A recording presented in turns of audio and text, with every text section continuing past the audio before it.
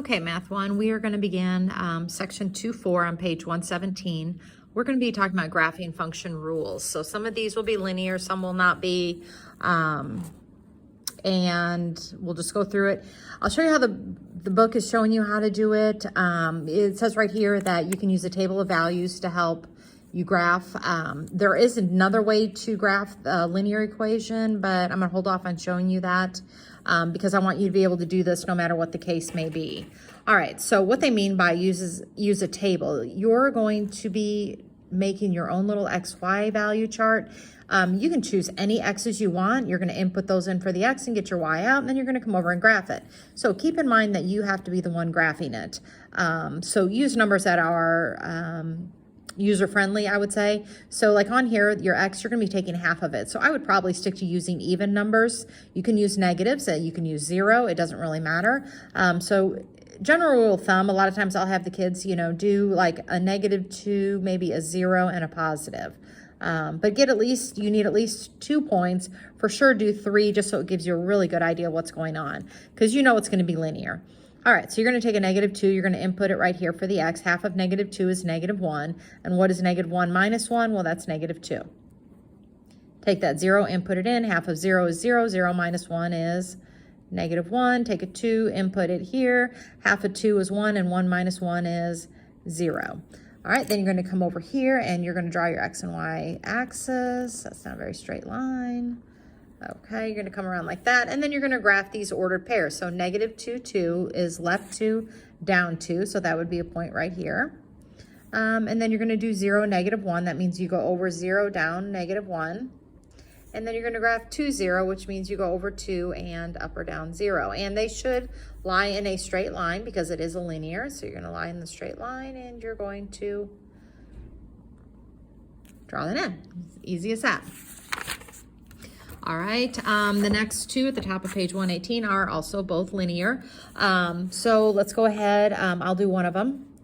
And like on this one right here, when I said about using user-friendly points, if you're taking a fourth of something, you can put whatever you want in, but I would stick to something that 4 goes into evenly. So I would do -4, a 0, and a +4. All right, that's just going to ensure that the numbers come out nice for you. But again, if you really want to stick the number 1 in here and take 3/4 times 1 and add 2, which gives you 2 and 3/4, go for it. It's not going to hurt anything. All right, so you're going to take -4, you're going to input it here. If you take 3/4 of -4, you get a -3. Well, -3 plus 2 is -1. You're going to input the 0. Well, 0 times 3/4 is 0, and 0 plus 2 is 2. Put a 4 in here. 3/4 of 4 is 3, and 3 plus 2 is 5. All right, and again, you're going to come over here. Let me look at what we're doing. Okay, so we're going up 5. All right, so I'm going to skew the graph just a hair. All right, we're going to go to -4, 1. That means you go left 4, down 1. 0, 2 means you go over 0, up 2. And 4, 5 means you're going to go over 4 and up 5. I lost track here. 1, 2, 3, 4, 5.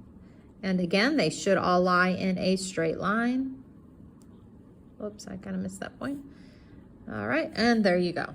All right, so you can do that one if you want. Again, I would stick to probably something that divides by 2 evenly. Okay, you can go down here. They have some real world problems. When you're doing real world problems, your values probably will not have negatives. So, up here where I chose a -4, you're not going to choose a negative for these. And keep in mind, so your graph will just be the first quadrant like that.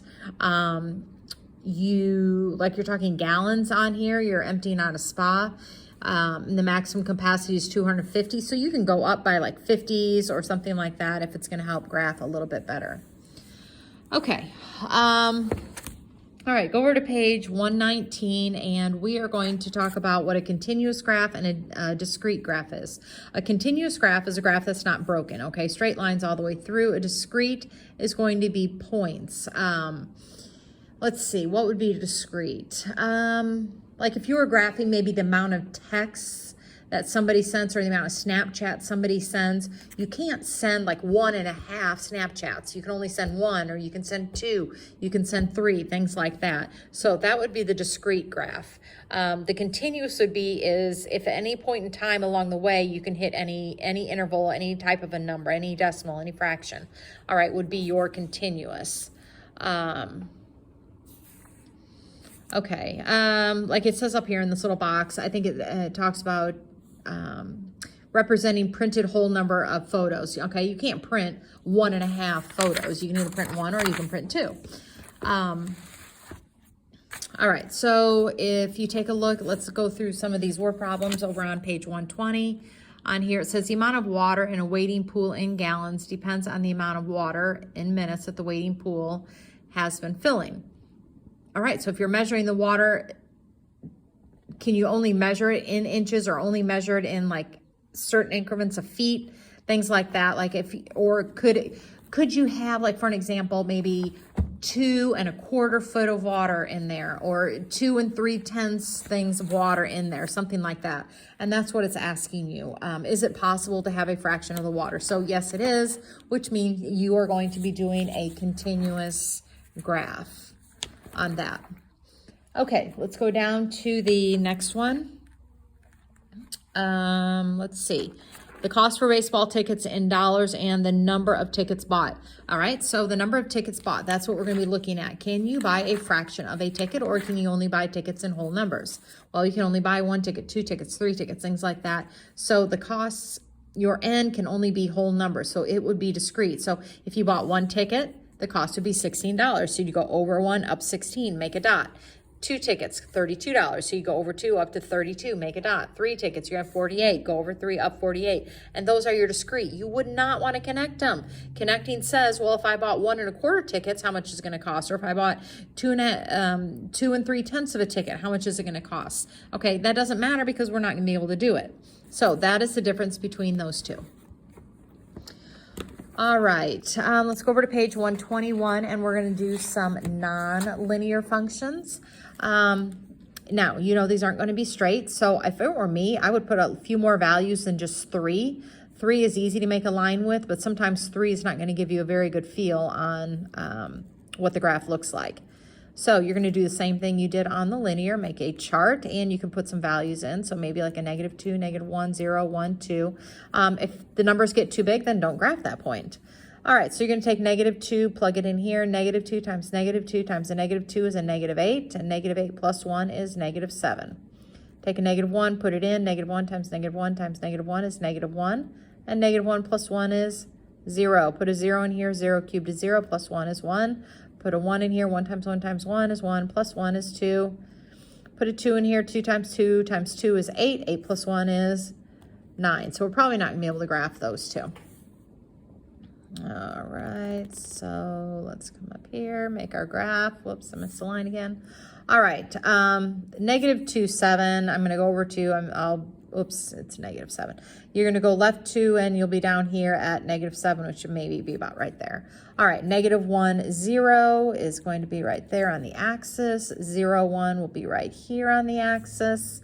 1, 2 would be right here. And then if we were to do 2, 9, we would be somewhere up here.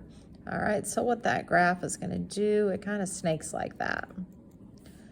Okay, I know that cubes always have that general pattern. It might come from this way and come down, but it always kind of snakes around like that.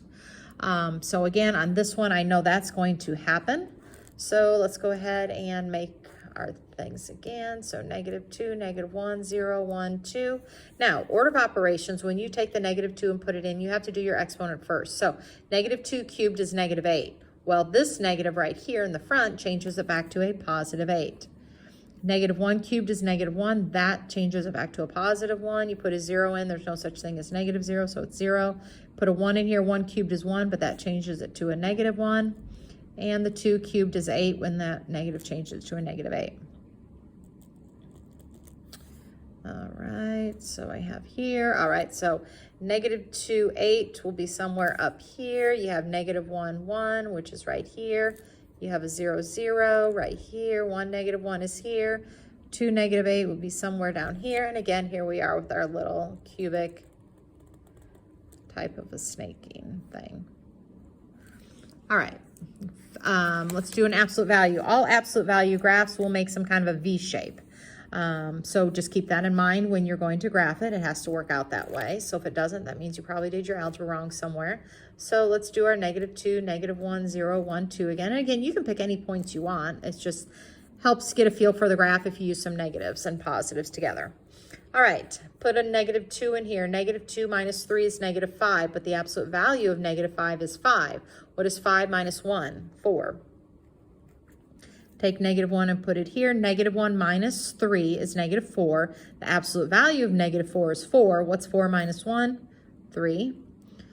Put a 0 in here. 0 minus 3 is -3, but the absolute value of that is 3, and 3 minus 1 is 2. You kind of see a pattern going on here. Put a 1 in here. 1 minus 3 is -2, but that comes out as a 2, and 2 minus 1 is 1. All right, take a 2, put it in here. 2 minus 3 is -1. Comes out as a 1, and 1 minus 1 is 0. Okay, that's not going to show us that. We're going to V up. Let's try a 4. If I stick a 4 in here, you're going to get 4 minus 3, which is 1. Absolute value of 1 is 1, and 1 minus 1 is 0. See if that maybe will help a little bit. I just want to make sure you got the correct feel for it. All right, so -2, 4 is left 2, up 4. All right, this is going to be left 1, up 3. That's going to be 0, 2. You got 1, 1, 2, 0. Okay, I think, let's try we kind of skipped the 3. I feel like we need that 3 in here because it's going to bounce off at 3. Let's put the 3 in here. 3 minus 3 is 0, and 0 minus 1 is -1. Okay, because that's going to be our bouncing point. And then it starts going back up again. So if you were to put in these numbers, it would look like that. All right, it has to make that V shape. So if you, like I noticed the numbers just kept going down, they should repeat somewhere in here, and it didn't, so that's why I decided to keep going. Okay, I will put the assignment on Google Classroom.